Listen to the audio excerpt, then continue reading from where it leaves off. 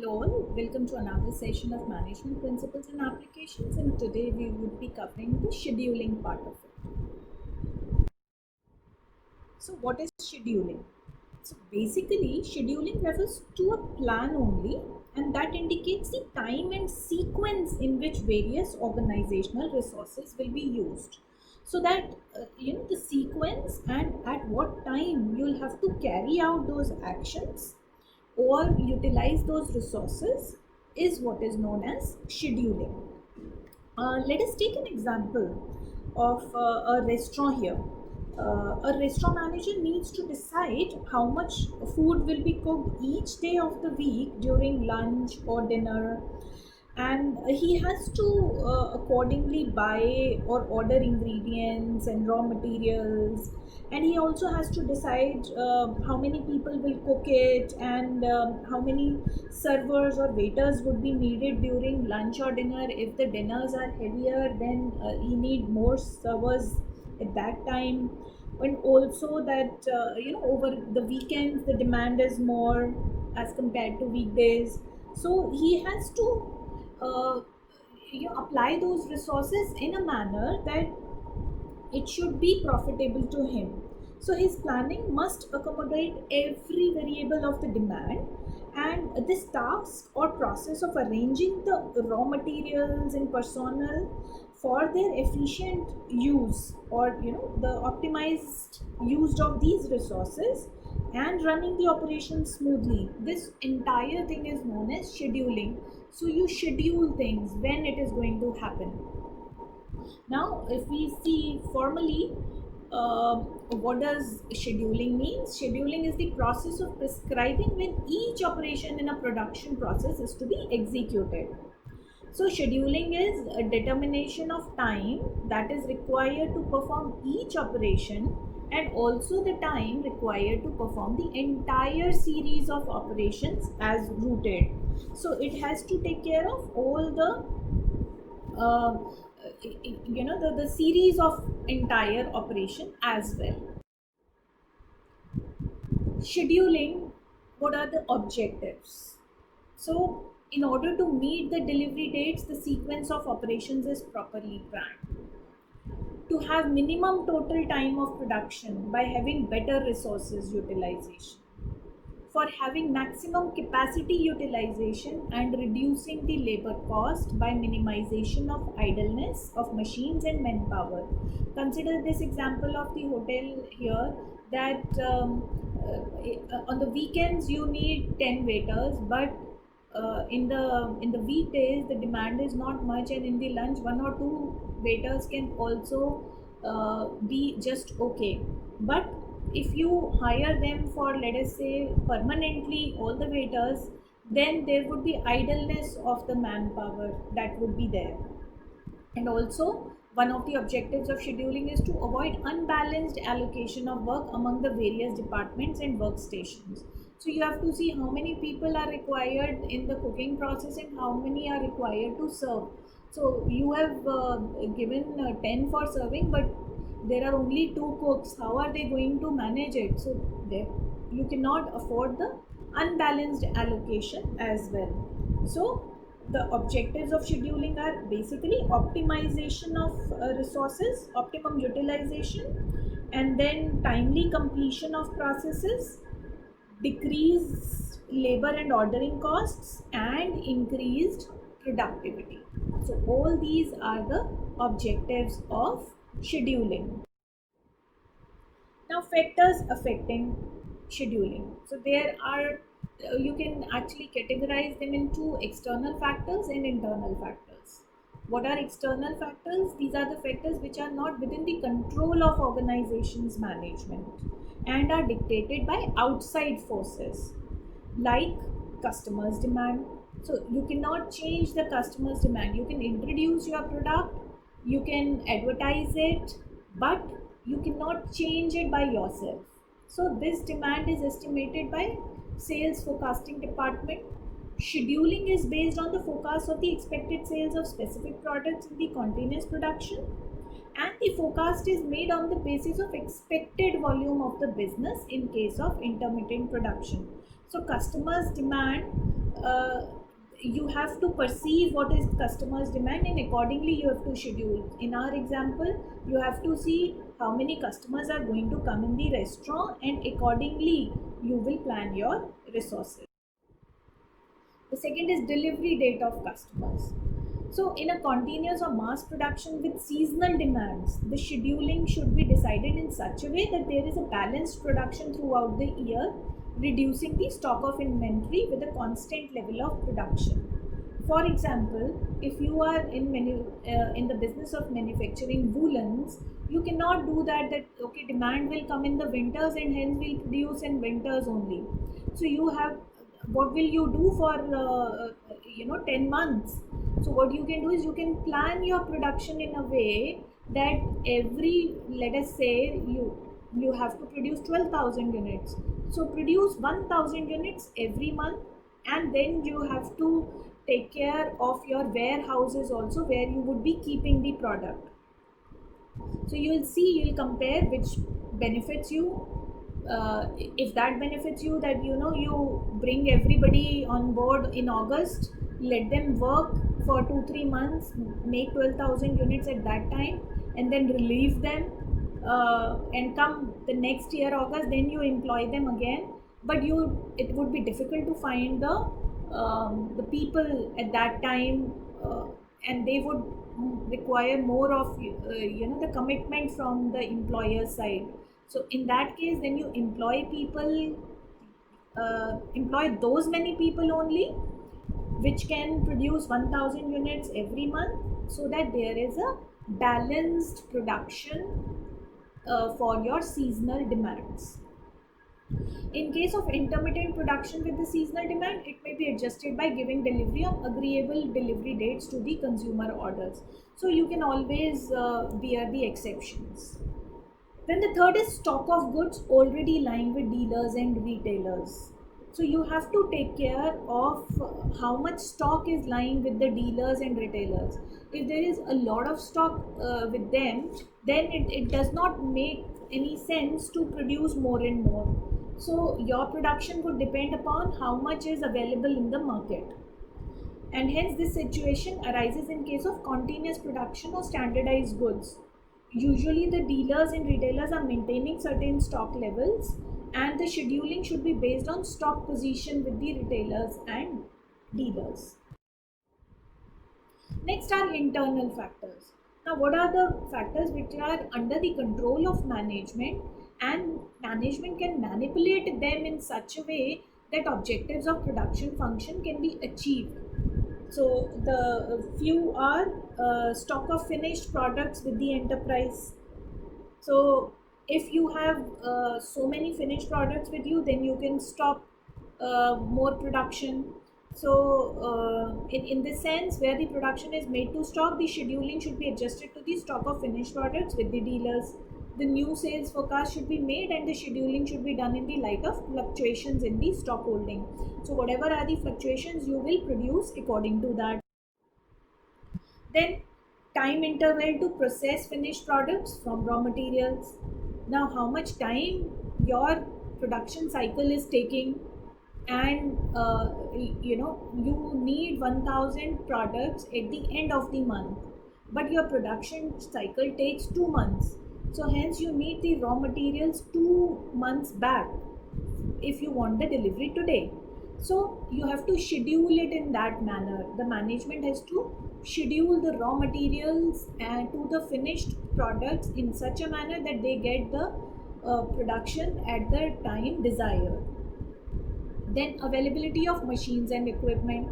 So they have to ensure that there's always the machines are available, equipments are available. If in case of breakdown, what are the backups, and who will come, and in how much time the production would be sustained again.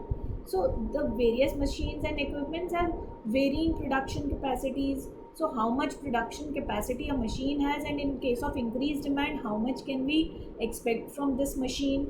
Moreover, their occupancy scheduling can be prepared with the help of machine load charts.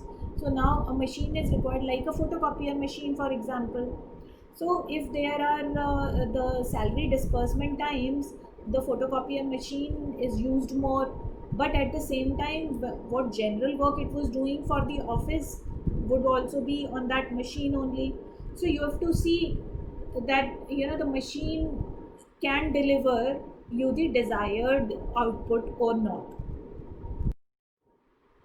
Availability of materials, not every time raw materials are available to your business. So the materials can have seasonal availability. If you are in the business of say packaging of wheat or rice, then there is a particular time the wheat comes in the market or rice comes in the market, and at that time you have to procure it and you have to make it available. Then the production or the packaging of it happens, and then you keep it in the warehouse, because these are 12 months demand of there is 12 months demand for rice and wheat. So you have to see when your material would be available, and accordingly you have to procure it and you have to keep the storage facilities for it. So sometimes stock out conditions interrupts the production flow. Proper stock levels should be maintained to facilitate scheduling and continuous production. In case of probable stock out of strategic goods, extra efforts should be made to procure them as far as possible, and the limited stock in hand should be issued only for the critical operations.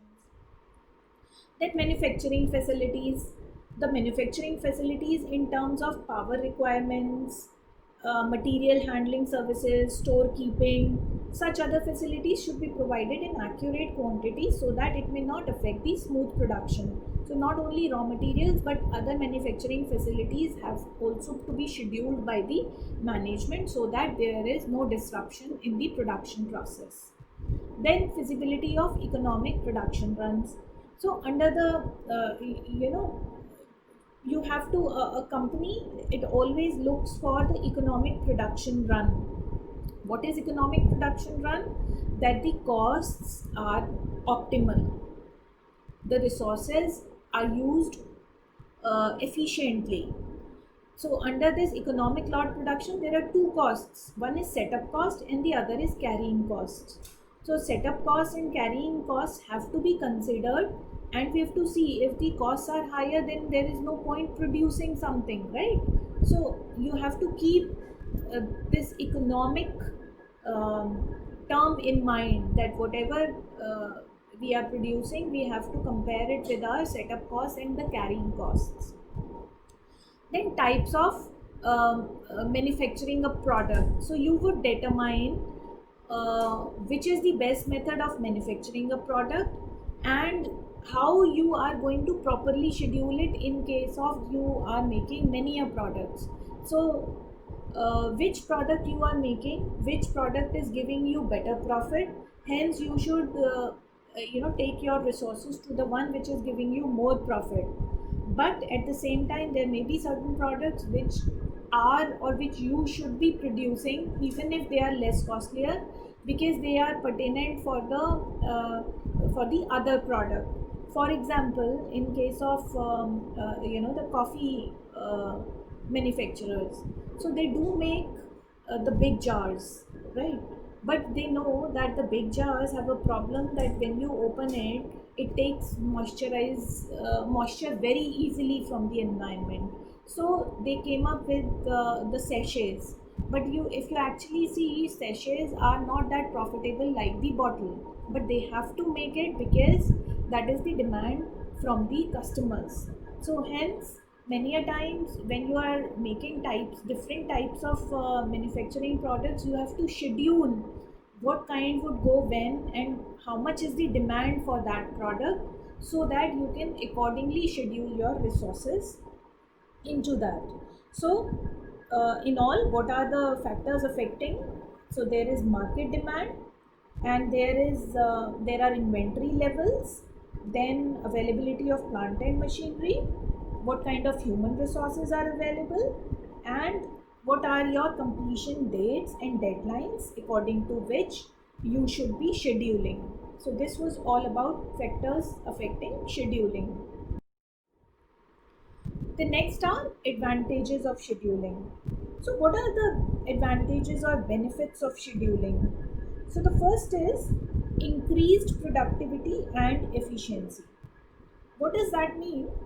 So scheduling basically improves productivity through optimum resource utilization. So scheduling reduces production time and costs. How does it do that?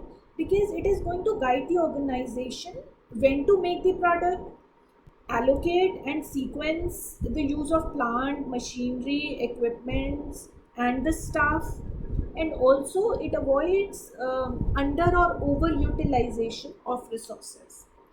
So, what we get in the end is the increased productivity and efficiency. So, scheduling system helps you stay on track to get important projects done. Checking a to-do list each day because you have made a schedule, so you would be checking a to-do list.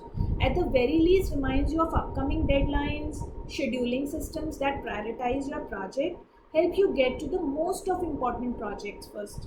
When you don't use a schedule, work can pile up, causing you to take shortcuts and put less time and effort into rushed work.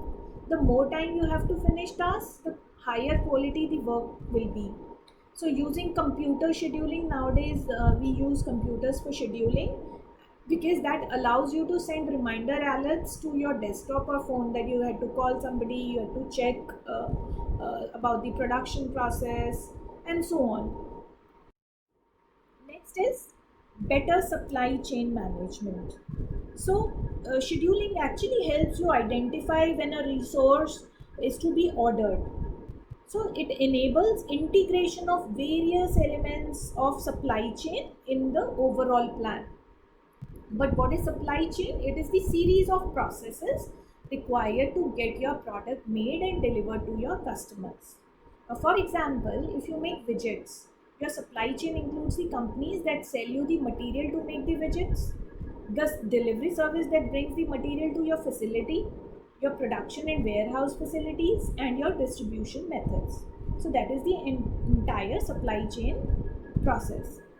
If one part of the supply chain isn't scheduled properly, it disrupts the rest of the chain and can delay delivery of your product to customers. When customers can't get the product from you in a timely manner, they go elsewhere. So, hence, supply chain is very important. Then next is improved financial planning. So for an effective planning, you always need schedules. Small business owners often struggle with cash flows, which is the timing of income and expenses. If you plan on paying your own bills when customers pay you because you assume they'll pay on time, you can end up in a bind when receivables are slow. Scheduling your credit terms, sales, deliveries, and receivables to give you plenty of time to pay bills helps you better plan your finances. So, in finances, what is that? So, there are certain receivables that are going to come, and then there are certain payments. So, you have to schedule them in a way that you get the best utilization of your cash. If you have a financial reporting schedule in place, you can move money from one account to another or take out bridge loan when necessary to make your payments. So you have to keep your financial plans very steady because that is being liquid is also something which is important for the survival of an organization. Better project management. So, scheduling identifies the sequence of tasks to be performed and also helps in fixing the priorities. So, it enables timely completion of jobs and processes, and this leads to better product and service delivery and hence the customer satisfaction. So, companies relies on certain projects to manage everything from marketing to production to executive searches. So, projects often include multiple phases or teams, and without strict schedules, they can get off track. For example, a home builder can't schedule electricians until the house is framed in. If the electrician can't do their work, this holds up the drywall, paint, and carpenter contracts. If the builder isn't ready for his contractors at the agreed time, the contractors might not be able to come back when the builder is ready because they have other jobs scheduled. So it has to be properly scheduled And the project scheduling system should include deadline cushions that take into account the possibility of delays with one part of the project. Hence, it is very important that you schedule things properly so that you can get the resources whenever you need them. Now we come to disadvantages of scheduling. What are the disadvantages or limitations? One is the tight deadlines and they add pressure. So while a deadline can add focus also that you have to complete it by that time, you are actually posed with added pressure. If the deadline is too tight or if unforeseen issues arise, it can put added stress on the team. And when the team works under stress, the potential for error increases. Yes, so whenever you are in so much pressure, you are not able to perform your best. The team will likely be rushing to meet the deadlines and it may hamper the quality also of the product. If this happens, team members may miss vital details or worse, cut corners to finish on time. So, this cutting of corners will happen and your quality will suffer. And hence, sometimes schedules leads to these added pressures. The second is these tight deadlines can lead to conflict also. How? So when the team is under the pressure of a tight deadline, the stress level is elevated as I discussed before. And when the stress level is elevated, conflicts can occur. A team that has members fighting among themselves will be ineffective. So, more the conflict, lesser would be your output. The end product will suffer, the individual team members look bad, and you, as the scheduler, will look equally bad.